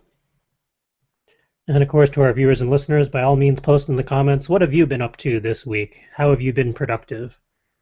What are you excited for the upcoming week? Let us know. And as we mentioned, we're all going to be at a convention this weekend, so look forward to various photos and potential videos and shenanigans that come from that. And in about a month, we're going to be at Hartford Comic-Con in Hartford, Connecticut. And I was recently told, I believe yesterday, we do get a press badge for Hartford Comic-Con. So we are going to be able to go both as vendors and as press, so that is good news for us in that we can get more content to you all, and we get to have a bit more fun.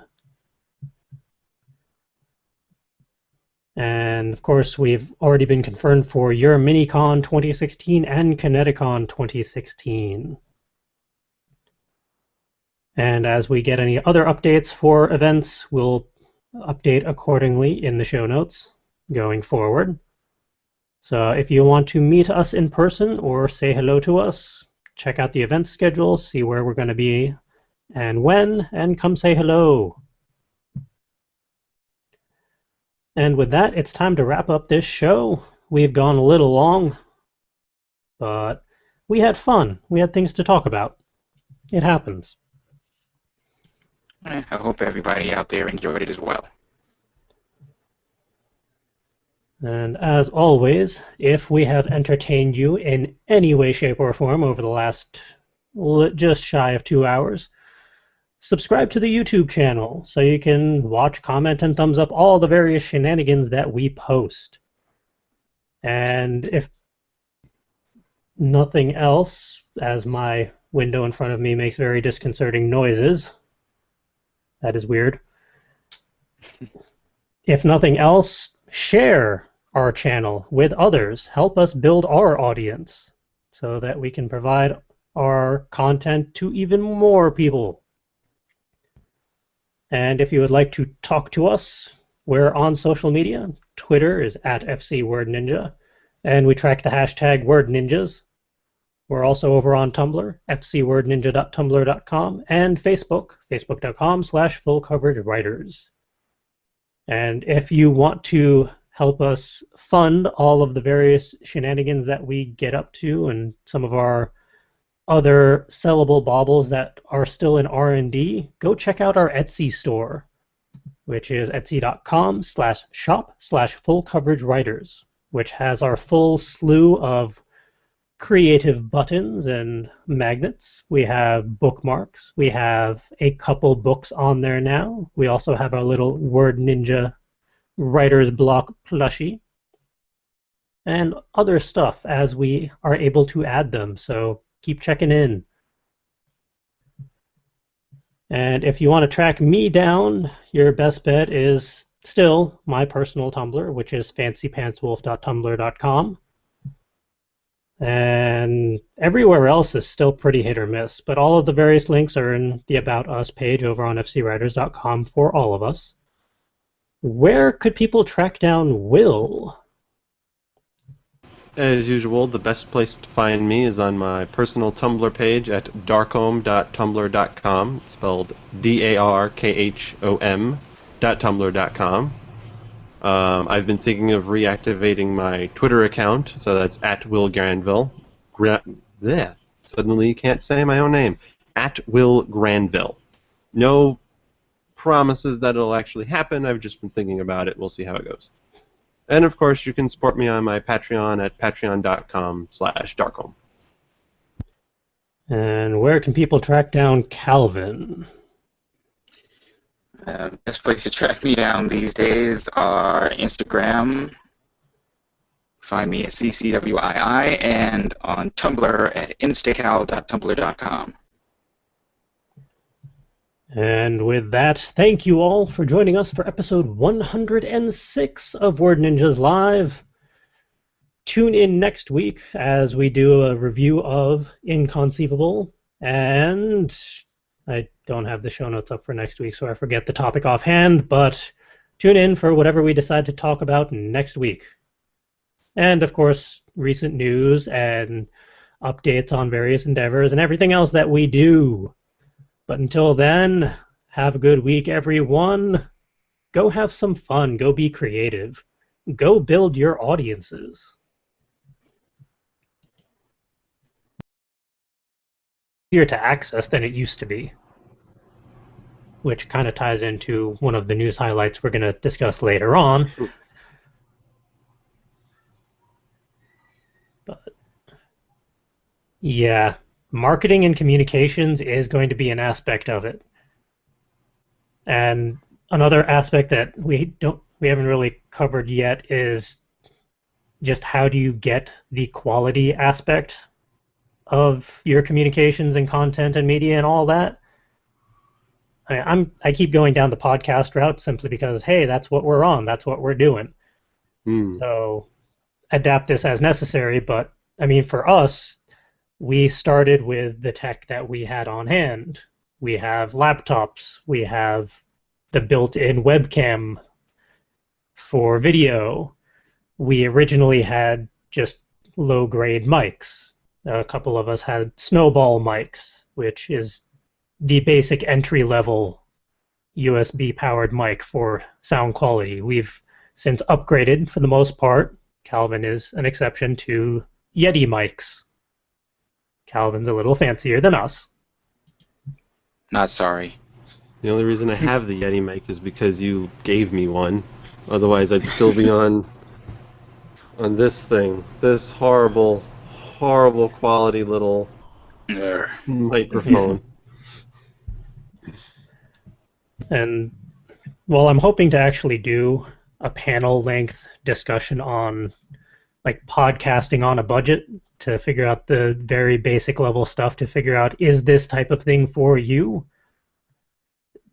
If you're going to create content to a level of quality where you want to build an audience, you're going to have to do at least a minimal investment in tech and preparation, because if you're running off of either your computer's mic or little built-in mic from your headphones, the sound quality is going to hurt because of it. And some of that can be fixed in post-production, but if you're doing a live stream or anything, you can hear it.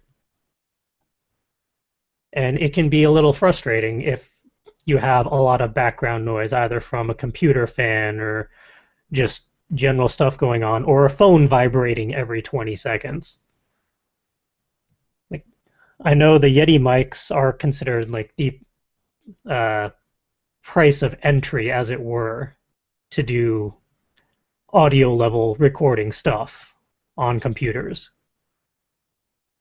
I'm not sure what other brand equivalents there are out there.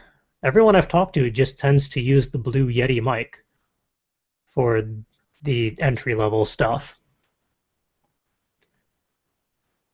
But if you're going to be building up an audience, presumably you're going to be your audience in considerably different methods. I mean, granted, audio and video are comparatively similar to each other, but those are comparatively different than, say, just text. Or if you're going to be doing primarily Instagram or something like that.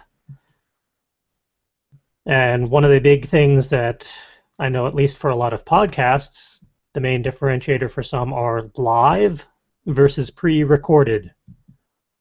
Are you going to be doing a Google Hangouts on Air style where whatever you say, it's up there, it's on recording, like us? Or are you going to pre-record it and edit it and tweak it and clean it up as you go? And once you've actually figured all that out, or say you already do have a show or something that you've put together and you want to build up an audience for it, how are you distributing it? Are you going to be using stuff like YouTube or iTunes or a podcast host and aggregator system like Libsyn or some other method of distribution? How are you getting your materials out to your potential audience? There's a lot of resources out there on the internet depending on just how you're going about it.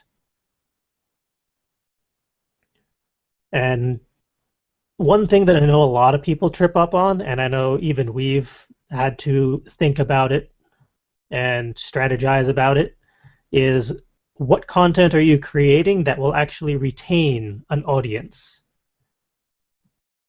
Because there's a difference between quality and quantity. Quantity does not guarantee an audience. Quality doesn't even necessarily guarantee an audience. There is a balance to be found amongst the two, and also a fair portion of luck. And then, of course, how much interaction will you actually have with your audience as you're building it? Are you going to be responding to comments? Are you going to be reaching out to them? Are you going to be interacting with them? Or is it going to be a little more passive where you're putting the content out and just seeing what the reactions are? Those are just some of the things that I came up with when thinking about how to answer this question. I'm not sure how the rest of the crew took this one on, because at least for me, this is a very open-ended question, and there's a lot of different ways you could go about this. I've been thinking about most of the day how did we get an audience? Because I know we have an audience. I've met several of them, and you're all great people.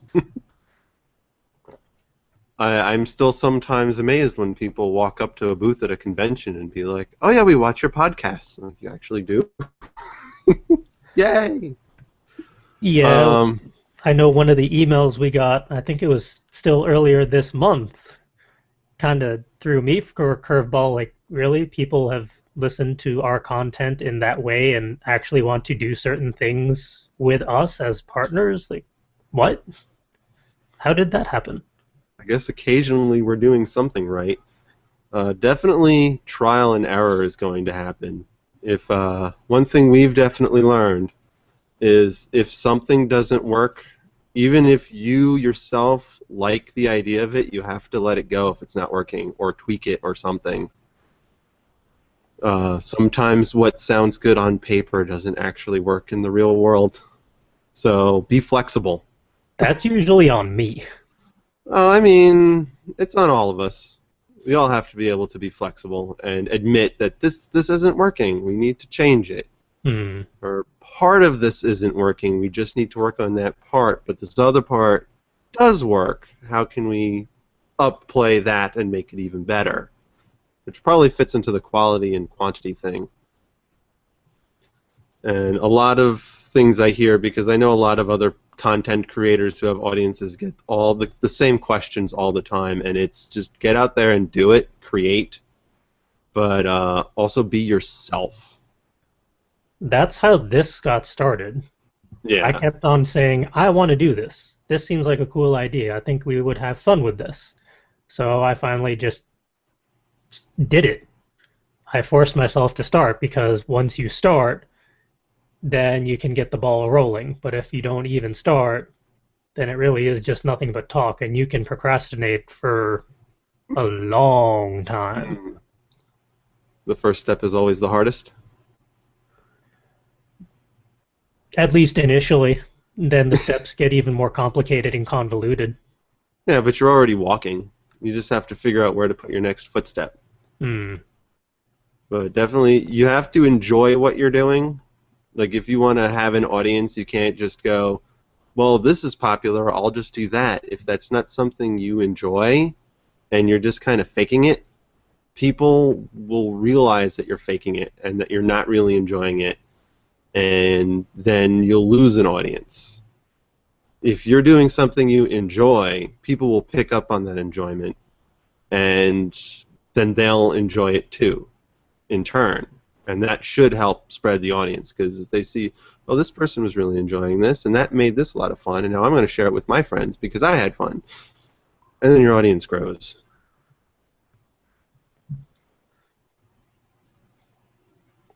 Hopefully, your audience grows. That's part of the luck thing. Yeah. I mean, at least for podcasts, I know there's a lot of podcasts that are either around the same age as us. Greetings and salutations, viewers and listeners. Welcome to episode 106 of Word Ninjas Live. I am your host, Charles, your regular instigator of creative and literary productivity. It's been a good week. And joining me tonight are my co-hosts, Will. Hello. And Calvin. Hey everyone, how you doing?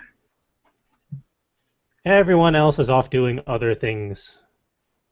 But the three of us are here, so let's do a show.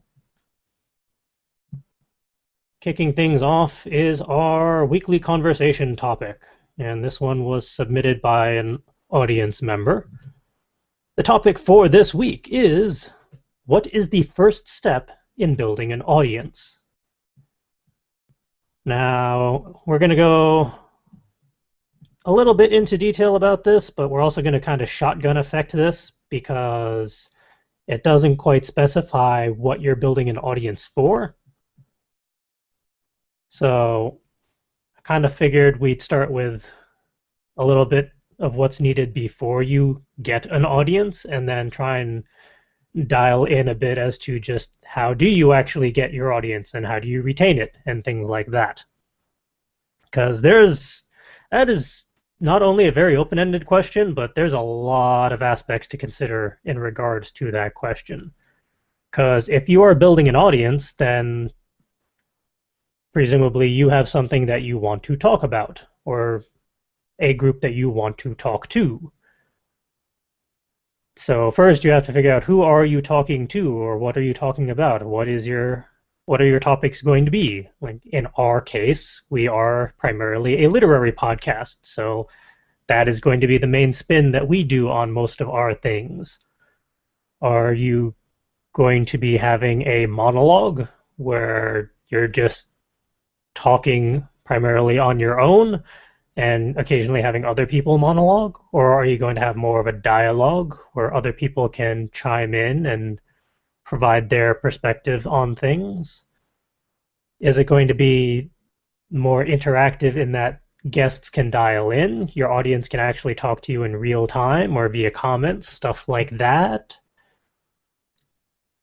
That's kind of some of the very foundational things that you're going to have to start thinking of before you can build an audience. Not to mention, how are you going to talk to your audience? How are you going to communicate? Is it going to be via video, just audio? Is it going to be just a blog or a Tumblr or text primarily? Is it going to be primarily imagery? Depending on the format, you're going to be communicating with your, or even younger, that have a ridiculous fan base now. And a lot of that was partially luck in who picked them up, who noticed, and how quickly it spread. Sometimes it doesn't really take much for something to gain a lot of popularity if the content is good. Mm-hmm. And Welcome to Night Vale comes to mind for me because they're around the same age as us, but they have exploded in popularity because the people they have involved really do care about what they are putting together, and it shows.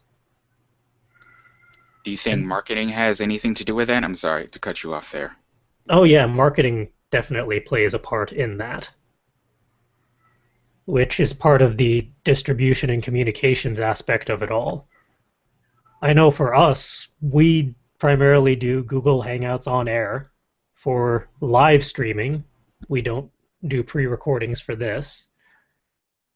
And distribution is primarily through YouTube and then our iTunes feed for the audio version.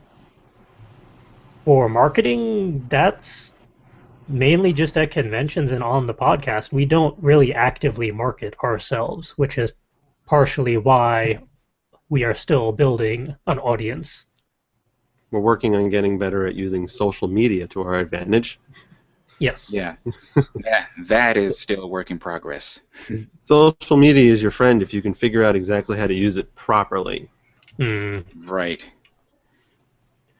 One nice, SEO, hashtags, and all that good stuff. yeah, we'll figure that out someday. You can't just tweet a link to your podcast and hope for the best. You need the right hashtags in there. Yeah, hashtags are your friend. But we haven't befriended them yet. Yeah, we'll get around to it someday. We still think of them as that little pound sign at the bottom of a number pad on a payphone. Right. A rotary payphone. It's on the other side of the zero from the star sign.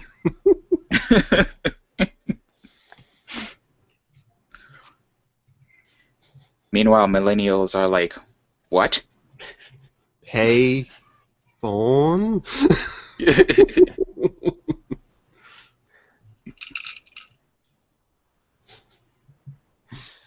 One nice advantage that we have nowadays is that marketing is comparatively cost effective, at least for entry level stuff, because you have stuff like social media, which for the most part is free, at least all the main ones. So the resources out there to get your stuff out there is a lot more diverse and